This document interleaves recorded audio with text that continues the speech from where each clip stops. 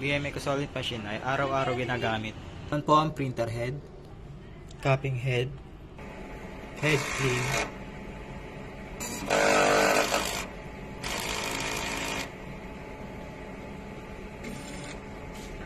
punasan ng wiper,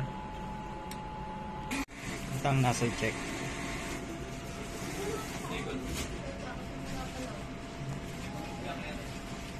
Ang ink ay nasa tamang level. Waste tank ay araw-araw nililinis. ABR, ground wire. Ito naman po ang use ink at unused ink. At ang media. At ito naman po ang nagamit sa cyan, sa magenta, sa yellow, at sa black.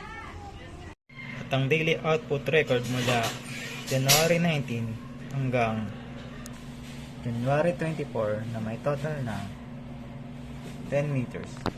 At ang checklist.